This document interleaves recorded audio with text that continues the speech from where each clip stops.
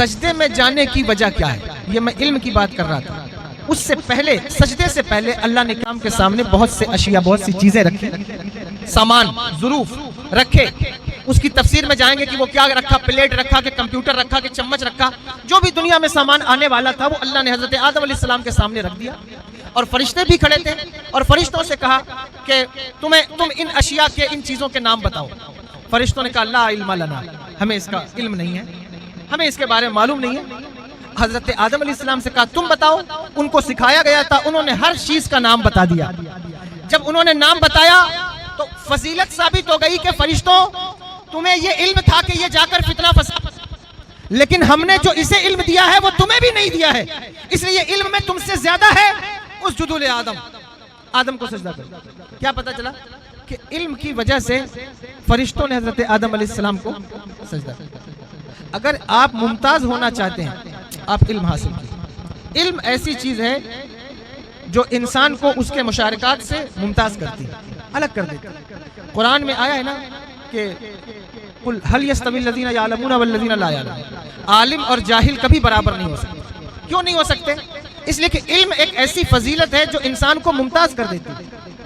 انسان تو انسان ہے، جانور بھی اگر سیکھ جائے، یعنی سیکھ جائے وہ، تو وہ جانوروں میں ممتاز ہو جاتا ہے. دلیل دوں؟ یہ علماء بیٹھے ہیں، فتاوی ہندیہ، فتاوی رضویہ پڑھ کے بیٹھے، سب جانتے ہیں کہ عام کتا کسی جانور کا شکار کرے تو اس جانور کو کھانا جائز ہے کہ ناجائز ہے؟ پوچھیے علماء سے. جائز نہیں ہے. عام کتا شکار کر لے، اس کا کھانا جائز نہیں ہے.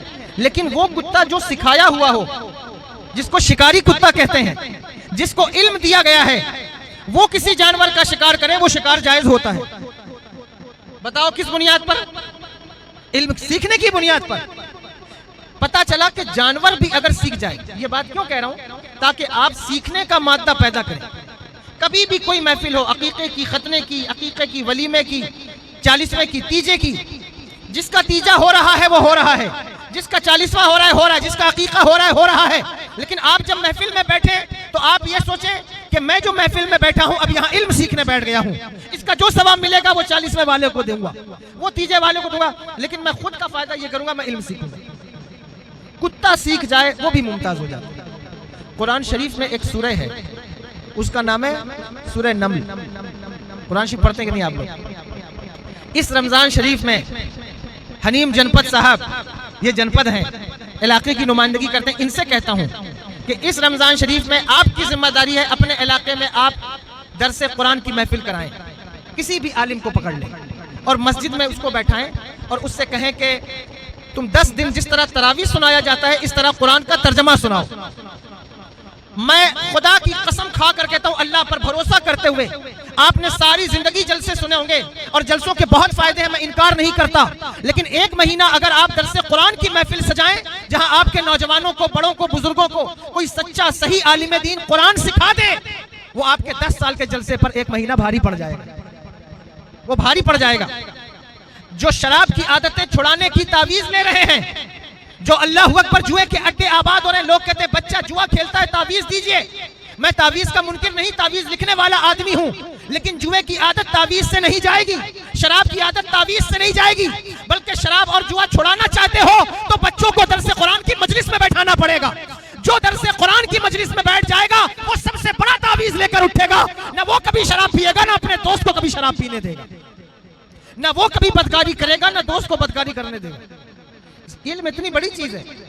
میں نے مصباحی صاحب سے کہا دیوسر میں کہ ہر رمضان آپ درس قرآن کی، وہ درس قرآن کرتے ہیں، تو آپ لوگ قوم کے مکھیا لوگ ہیں، بڑے لوگ ہیں اور آپ مکھیا ہیں، لیکن میری ذمہ داری ہے کہ میں آپ کی بھی اصلاح کروں. اس لیے میں نے آپ لوگوں سے کہا کہ آپ مشورہ کر لیں، کسی عالم کو مسجد میں جس طرح تراویح کے لیے آپ رکھتے ہیں اس طرح درس قرآن کے لیے بھی ایک عالم کو رکھیں. چاہے وہ مدرسے کا طالب علم ہی ہو، اگر تو وہ 2-4 سورہ کا اس کو عبور حاصل ہے کہ وہ کر سکتا ہے، درس قرآن پڑھا ہے اس نے تو وہ یہ چیز کر سکتا ہے، لیکن عالم ہونا شرط ہے کہ اس کے پاس علم ہو. یعنی کوئی ایسا آدمی نہ ہو جو اپنے من سے قرآن کی تفسیر کرنا شروع کر دے، یہ تفسیر بالرائے نہ کرنے لگ جائے، ایسا نہ. خیر، تو میں عرض یہ کر رہا ہوں کہ قرآن میں ایک سورہ، اس کا نام ہے سورہ نمل. اگر آپ قرآن پڑھیں گے آپ کو وہ سورہ ملے گی. نمل کے معنی ہے چیونٹی. کیا معنی ہے اس کا؟ آپ بولیے، تیز سے بولیے. नम्ल के माने चींटी। चींटी जानते हैं कि नहीं? आपके यहाँ बड़ी बड़ी चींटियां होती होंगी। मटा, मटा जानते हैं? मटा तो वो आम में होता है, लेकिन उसी की कबील से चींटी है, बहुत छोटी होती है और लाइन बनाकर चलती, घरों में निकल। तो चींटी को नम्ल कहते हैं। और कुरान शरीफ में चींटी के नाम पर एक सूरह है। बताइए, ये चींटी के नाम पर सूरह है, क्या मतलब है? हजरत इमाम राजी तफसीर कबीर में लिखते हैं, वो मैं अर्ज करता हूँ। कहते हैं कि अल्लाह जिस वक्त अपने लश्कर को लेकर जा रहे हैं, उनके लश्कर में सिर्फ इंसान नहीं होते थे, जानवर भी हैं, परिंदे भी हैं, जिन्नात भी हैं, सब उनके लश्कर में हैं। इतना बड़ा लश्कर था हजरत सुलेमान अलैहिस्सलाम का। अल्लाह के नबी हैं, अल्लाह ने उन्हें एक ऐसा तख्त दिया था जो हवा में परवाज करता था। हवा में परवाज कर, आज भी हम लोगों को कहीं प्रोग्राम में जाना हो और ताखीर हो रही हो, ऐसा लगता हो कि अब पहुंचना मुश्किल है, मुमकिन नहीं है, नहीं पहुंच पाएंगे, उस वक्त हजरत सुलेमान अलैहिस्सलाम के तख्त का एक वजीफा है जिसको हमारे बुजुर्गों ने लिखा, उसको पढ़ो, अल्लाह चाहेगा जमीन सिमट जाएगी, जल्दी पहुंच जाओगे। ये मौजूद है। अल्लाहु अकबर। उनके पास एक ऐसा तख्त था जो हवा में उड़ता था और उसमें 2-4 लोग, 10 लोग, 200-300 लोग नहीं बैठते थे, उसमें बैठते थे 7 लाख लोग। कितने बैठते थे? 7 लाख लोग, या एक रिवायत में 1 लाख लोग उसमें बैठते थे, उस तख्त पर जो उनका हवाई जहाज था, और उसमें बैठ के उड़ते थे। और वो कैसा हवाई जहाज था, अल्लाहु अकबर कबीरा। आप दुनिया के किसी हवाई जहाज में बैठी, जो लोग हज करके आए, किसमें कोई है जो उम्रा करके आया हो? माशाल्लाह जनपद साहब। अब जनपद साहब बैठे होंगे, यही जानते हैं कि जिस वक्त बैठे होंगे तो इनको समझ में आया होगा, या अल्लाह सही सलामती से मुझे उतार दे, वरना कहीं ऐसा ना हो कि समंदर में उम्रा हो जाए। तो जो जहाज में बैठा, उसको ये पता नहीं है कि मैं अब यहाँ से उड़ा हूँ, पता नहीं मदीना शरीफ उतरूंगा या नहीं उतरूंगा, कोई गारंटी नहीं है। मदीना शरीफ से उड़ा हूँ, पता नहीं मुंबई उतरूंगा नहीं उतरूंगा, मैं बनारस से उड़ा हूँ, हैदराबाद जाऊँ, पहुंचूंगा नहीं पहुंचूंगा, कोई गारंटी नहीं है। लेकिन वो अल्लाह के नबी का एरोप्लेन था, अल्लाहु अकबर कबीरा, कि जिसमें बैठने वाले को ये गारंटी होती थी कि वो जहां से बैठा है, जब तक मंजिल मकसूद तक पहुंच नहीं जाता, उसे मौत नहीं आएगी। ये उनका प्लेन था, उसमें इतने लोग बैठे थे, वो जमीन पर अपना लश्कर लेकर चल रहे थे। तो वादी नम्ल, चींटियों की वादी, अभी भी आप नहीं जानते, आप अलास्का जाएं या अमेज़न के जंगल में जाएं तो आपको चींटियों की वादी मिल जाएगी, जहां चींटियां ही चींटियां हैं। आप तो यहाँ थोड़ी मोड़ी चींटी देखते होंगे, ऐसी आप कभी डिस्कवरी देखें या नेशनल ज्योग्राफिक, आपको पता चलेगा कि चींटियों की वादियां, जिसमें चींटी ही चींटी हैं। तो हजरत सुलेमान अलैहिस्सलाम एक ऐसी वादी से गुजरने लगे। वादी कहते हैं 2 पहाड़ों के बीच की जगह को, एक उधर पहाड़ है, एक इधर पहाड़ है, बीच की जो जगह उसको वादी कहते हैं। वो चींटी की वादियां थी, वादी थी चींटियों की। उससे गुजरने लगे तो 15 किलोमीटर दूर थे। वादी से कितना दूर थे? 15 किलो 16 किलोमीटर, यानी 3 फरसख। 3 फरसख को अगर आप कैलकुलेट करें तो वो 9 मील बनता है। 9 माइल को कैलकुलेट करें तो 15-16 किलोमीटर बन जाता है। यानी कि यहाँ से देवसर कितना है? 15-16 किलोमीटर होगा। तो देवसर में थे फॉर एग्जाम्पल, और चींटियां यहां थी। चींटियों ने महसूस कर लिया कि अल्लाह के नबी का लश्कर आ रहा है। यह काबिल गौर बात है। चींटी को इल्म हो गया कि अल्लाह के नबी का लश्कर आ रहा है, और जब उसको एहसास हुआ तो उसने दूसरी चींटियों से कहा कि या अय्युहन नम्ल, ऐ चींटियों, अपनी सुराख में, अपनी बिलों में दाखिल हो जाओ, बाहर ना घूमो। कहा वो क्यों? कहा इसलिए कि हजरत सुलेमान का लश्कर आ रहा है, कहीं ऐसा ना हो कि वो बेखबरी में, बेतवज्जोही में, यानी तुम्हें देख ना सके और तुम्हें रौंद डालें। यानी जानबूझकर नहीं, यानी उनकी तवज्जो ना जाए, अदम इल्तिफात की वजह से उनका लश्कर तुम्हें रौंद कर गुजर जाए, कहीं ऐसा ना हो, इसलिए अपनी सेफ्टी के लिए अपने बिलों में दाखिल हो जाओ। इससे पता चलता है कि चींटी को यह मालूम था कि अल्लाह के नबी का लश्कर किसी जानदार को नाहक कभी कत्ल नहीं करता, इसलिए उसने कहा बेखबरी में। उसको मालूम था कि अल्लाह के नबी का लश्कर चींटियों को भी बिला वजह नहीं मारता। फिर यह काबिल गौर बात है कि सुलेमान अलैहिस्सलाम अल्लाह के नबी हैं, और चींटी का अकीदा है कि अल्लाह के नबी का लश्कर चींटियों को भी बिला वजह नहीं मारता। फिर मुस्तफा जाने रहमत का लश्कर किसी इंसान को बेवजह कैसे मार सकता है? अल्लाहु अकबर। ये जो आतंकवादी लोग हैं, टेररिस्ट लोग हैं, जिन्होंने बम सीने पर लगाया है, जैकेट में फंसाया है, और नाम है इस्लामी लश्कर, اور بچوں کی صف میں گھس گئے, اسکول میں گھس گئے, پلیٹ فارم پر گھس گئے, ایئرپورٹ پر گھس گئے اور پھٹ گئے جا کر, اور صاحب ان کی جماعت نے ذمہ داری لے لی کہ یہ ہمارا لشکر تھا اور اس کو اسلامی لشکر کہتے. خدا کی قسم یہ اسلام کا لشکر نہیں ہو سکتا, خدا کی قسم یہ اسلام کا لشکر نہیں ہو سکتا, اس لیے کہ اللہ کے نبی کا لشکر تو چوٹیوں کو بھی بلا وجہ نہیں مارتا, وہ اسکول کے بچوں کو بلا وجہ کیسے مارے گا؟ یہ اسلام کا لشکر نہیں, کسی شیطان کا لشکر ہو سکتا. یہ بات قابل غور ہے.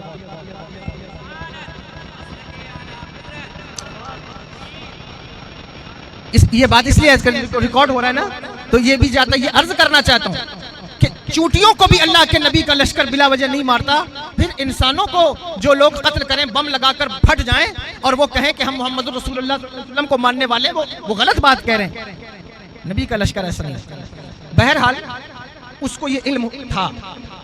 اب حضرت سلیمان علیہ السلام نے اس کی اس بات کو سن لیا. یہ بات قابل غور ہے. سن رہے ہیں آپ یا نہیں سن رہے؟ ختم کر دوں, کھانا ابھی نہیں کھایا ہے, میں نے بھی نہیں کھایا, بس ختم کر رہا ہوں کہ 15 کلومیٹر 16 کلومیٹر دور انہوں نے چینٹی کی بات کو سن لیا. اور یہ بات کسی کتاب میں کسی ولی نے نہیں لکھی, کسی صوفی نے نہیں لکھی, یہ بات اللہ اکبر کلام پاک میں موجود ہے. جو کہتے ہیں ہر بات پر کہ دلیل قرآن سے لاؤ, یہ قرآن کی نص ہے نا, کہ چینٹی کی بات کو حضرت سلیمان علیہ السلام نے سنا, اور صرف سنا نہیں, سن کے سمجھا اور سمجھ کے مسکرا بھی دیے. فَتَبَسَّمَ ضَاحِكًا قَوْلِهَا, یہ قرآن میں موجود ہے کہ وہ سن کر مسکرا بھی دیے. کتنی بڑی بات ہے. چینٹی کے ماہرین سے پوچھو, چینٹی کے منہ میں زبان نہیں ہوتی, وہ آگے 2 بال ہوتے ہیں جن کو رگڑ کر وہ ایک دوسرے سے بات کرتی ہے, یا منہ میں منہ سٹا کر ڈیٹا ٹرانسفر کرتی ہے.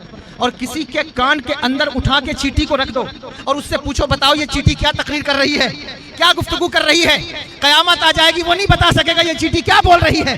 لیکن اللہ کا نبی 15 کلومیٹر کے فاصلے سے چینٹی کی بات کو سنتا بھی ہے, سن کر سمجھتا بھی ہے, سمجھ کر مسکراتا بھی ہے. اب دیکھنا ہوگا کہ یہ نبی کون ہے, تو ہم دیکھتے ہیں یہ وہ نبی ہے جو میرے نبی کے پیچھے مسجد اقصی میں ہاتھ باندھ کے مقتدی بن کے کھڑا ہوا ہے.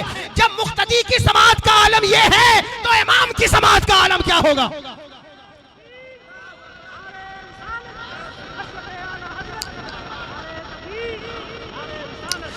مقتدی کی سماعت کا عالم یہ ہے تو امام کی سماعت کا عالم کیا ہوگا؟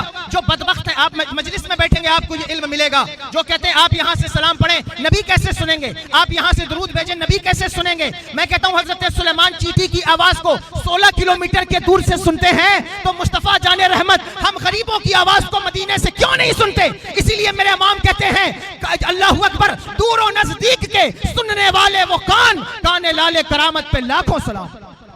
اور فریاد امتی جو کرے حال زار میں, ممکن نہیں کہ خیر بشر کو خبر نہ ہو. یہ بات علم کی ہے, سمجھنے کی ہے. اللہ اکبر. اب چلو بات جو کر رہا تھا وہ اصل یہ کہ اس چینٹی کو اللہ نے اس کے علم کی وجہ سے, کیونکہ اس کو وہ علم رکھتی تھی کہ اللہ کے نبی کا لشکر بے خبری میں کہیں میں کچل نہ دے, جان بوجھ کر تو کچلے گا نہیں. اس علم کی بنیاد پر امام رازی لکھتے ہیں کہ اس چینٹی کو اللہ نے قیامت تک آنے والی چینٹیوں کا سردار بنا دیا ہے. علم حد امتیاز قائم کرتا ہے یا نہیں؟ قیامت تک آنے والی چینٹیوں کا سردار بنا دیا. اور آپ جو ہے وہ دادا کے نام پر, ابا کے نام پر کوئی ہینڈ پمپ لگاتے ہیں, کوئی پنکھا ابا کے نام پر مسجد میں لگاتے ہیں, کوئی ودھایک ہے تو اس کے نام پر کوئی سڑک بنا دی جاتی ہے, کوئی گیٹ بنا دیا جاتا ہے, اللہ اکبر کبیرہ, کوئی دروازہ بنا دیا جاتا ہے, کسی گاؤں کا نام کسی کے نام پر رکھ دیا جاتا ہے. لیکن اللہ نے اس چینٹی کو یہ اعزاز دیا کہ اس کے نام پر قرآن کی سورت کا نام رکھ دیا ہے. یہ علم کی فضیلت ہے. آپ کو پتا چلا یہ مجلس کتنی اہم ہے, کتنی خاص ہے یہ مجلس. اس لیے علم کی طرف پیش قدمی کیجئے, علم سے جی مت چلائیے, اور علم سیکھنا ہی آپ کو ہر برائی سے روک دے گا. اسی لیے انسان کو اللہ تبارک و تعالیٰ نے, اگر آپ دیکھیں جو مشارکات سے ممتاز کیا ہے, فلاسفہ کہتے ہیں کہ نطق کی بنیاد پر, لیکن صوفیہ کہتے ہیں علم کی بنیاد پر اللہ نے ممتاز کیا. لیکن علم ایسا ہو کہ جس میں تکبر نہ ہو, گھمنڈ نہ ہو, ریا نہ ہو. یہاں تو 4 حرف کسی کو آئے, علم بعد میں آتا ہے, اور گھمنڈ کا جبہ پہلے ہی پہن لیتا ہے. تو علم اس کو ابھی جو ہے وہ کتاب کی عبارت پڑھنے کا شعور نہیں ہے, اور اس نے صاحب گھمنڈ کی دستار پہلے ہی لگا لی ہے کہ ہم بہت بڑے عالم ہیں. نہیں, یہ جتنے میرے بھائی بیٹھے میں ان سب سے چھوٹا ہوں, ان کی خدمت کے لیے عرض کر رہا ہوں کہ میں کوئی ان کی رسوائی کا سبب نہیں کر رہا ہوں, میں ان کی عزت کے لیے اور ان کے وقار کے لیے یہ بات کر رہا ہوں. کبھی ایسا نہ کریں, آپ بھی نہ کریں اور اللہ نہ کرے کہ ہم کبھی ایسا کریں. علم آئے تو کبھی گھمنڈ نہ آئے, کبھی غرور نہ آئے, اس لیے کہ دیکھو جس پر اللہ کا فضل ہوتا ہے وہ گھمنڈ نہیں کرتا. اسی واقعے میں موجود ہے کہ فرشتوں سے اللہ نے کہا کہ تم سجدہ کرو, فرشتوں نے سجدہ کیا, ابلیس نے نہیں کیا. اللہ فرماتا ابا واستکبر وکان من الکافرین, اس نے تکبر کیا اور کافروں میں ظلم. اس سے اللہ نے پوچھا تھا کہ تو نے کیوں نہیں سجدہ کیا, کیوں نہیں کیا سجدہ. اس نے کہا کہ انا خیر منہم, میں ان سے بہتر ہوں. اس نے کہا میں ان سے بہتر ہوں, یعنی وہ خود کو معظم سمجھتا تھا. وجہ اس کی کیا, اس کی وجہ یہ کہ وہ عالم بھی تھا اور اس نے محنت کر کے فرشتوں میں جگہ حاصل کی. علماء کی توجہ چاہتا ہوں, بس یہ آخری بات, کوئی فرشتہ محنت کر کے فرشتہ نہیں بنا. بولو کوئی فرشتہ محنت کر کے فرشتہ بنا نہیں, اللہ کے فضل سے فرشتہ بنا ہے. لیکن شیطان نے محنت کر کے فرشتوں کا مقام حاصل کیا تھا. جب سجدے کے لیے کہا گیا تو اس نے کہا میں نے اتنی محنت کر کے فرشتوں تک پہنچا ہوں, اب میں اس کو سجدہ کروں. اس سے پتا چلا کہ محنت والے ہمیشہ خطرے میں رہتے ہیں. محنت کرنا بری بات نہیں ہے, لیکن جو محنت کرتا ہے اس پر بھی اللہ کا فضل ہے. اور جس کو فضل اختصاصی حاصل ہے, فضل کی دو قسمیں ہیں, اس کو یاد رکھیے گا. ایک فضل جزائی ہے, ایک فضل اختصاصی ہے. فضل جزائی اس کو کہتے ہیں کہ اللہ کا وہ فضل کہ جتنی محنت ہوگی اتنا فضل ہوگا, جتنی نمازیں ہوں گی اتنا مرتبہ ہوگا, جتنا روزہ ہوگا اتنا مرتبہ ہوگا. یہ فضل جزائی ہے. لیکن فضل اختصاصی یہ ہے کہ محنت کچھ بھی نہیں ہے اور عمل کچھ بھی نہیں کیا ہے ابھی, لیکن جیسے ہی پیدا ہوا اللہ نے اسے غوث اعظم بنا دیا ہے. یہ فضل اختصاصی ہے, اس کو عزت دے دی ہے. اب اس فضل اختصاصی والے سے فضل جزائی والے کو کبھی نہیں لڑنا چاہیے. یہ بات بہت مؤدبانہ عرض کر رہا ہوں, یہ علم کی بات ہے کہ ہم نے محنت کی ہے. اور صاحب یہ پیر صاحب آئے, ان کو اتنی عزت, 8 سال پڑھا میں نے ہے, اور سید صاحب کو اتنی عزت. یہ عزت محنت کی بنیاد پر نہیں, یہ فضل کبریا کی بنیاد پر ہے. تو جو اللہ کے فضل سے مستفید ہے, چاہے وہ محنت والا ہو غیر محنت والا ہو, اگر اس پر فضل ہوا ہے اس سے کبھی نہیں جلنا چاہیے. وہ آپ برباد کر دے گا, آپ کو اس کی جلن برباد کر دے گا, اس کا حسد آپ کو تباہ کر دے گا. یہی عمل کیا جو ہے وہ ابلیس نے, اس نے حسد کی کہ محنت میں نے کی ہے اور سجدہ ان کو کیا جائے. اور اللہ نے اس سے پوچھا کہ کیوں نہیں کرتا, عمل کی خرابی تھی. سجدہ نہ کرنا ایسا عمل نہیں ہے کہ کافر ٹھہرا دیا جائے. کتنے لوگ نماز نہیں پڑھتے, اللہ نے حکم دیا ہے روزے اگر نہیں رکھتے تو کیا ان کو مردود کہا جائے گا؟ نہیں, عمل کی بنیاد پر کوئی کافر نہیں ہوتا.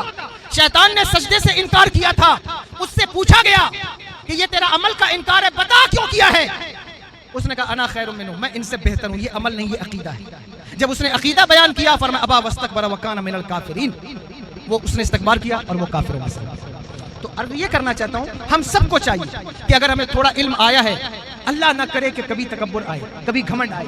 علم تو ایسی شے ہے کہ اگر علم واقعی میں فیضان علم کے ساتھ آئے تو جیسے جیسے علم آتا ہے انسان ویسے ویسے منکسر المزاج ہوتا جاتا ہے, ویسے ویسے جھکنا چلا جاتا ہے. اللہ اکبر کبیرہ. اور علم اگر فیضان علم اس کے ساتھ نہ آئے تو وہ دشواری پیدا کرے. میں اپنے بھائیوں سے ان کی خدمت کرتے ہوئے یہ بات میں نے عرض کی کہ آپ بھی اس کی کوشش کیجئے گا, ہمیشہ اپنے شاگردوں کو بھی یہ بات بتائیے, اور ہم بھی کوشش کریں کہ کبھی ایسا نہ ہو کہ علم کے ساتھ ہمارے اندر کوئی ایسی چیز پیدا ہو جو ہمیں دنیا میں بھی برباد کرے اور آخرت میں بھی برباد کرے. اور دوسری اہم بات کہ جس پر بھی فضل دیکھو کہ اس پر فضل ہوا ہے, ہمیشہ کوشش کرو کہ اس سے محبت کرو, اس لیے کہ فضل والے سے محبت کرنا دراصل فضل کو ہی بلانے کے مترادف ہے. جب فضل والے سے محبت کی جاتی ہے اللہ اس پر بھی فضل فرماتا ہے. اللہ سے دعا ہے میرے بولنے میں کوئی غلطی ہو گئی ہو, کوئی جملہ نکل گیا, اللہ اسے معاف فرمائے. استغفر اللہ ربی من کل ذنب واتوب الیہ, اشہد ان لا الہ الا اللہ واشہد ان محمدا عبدہ ورسولہ وما علینا الا البلاغ.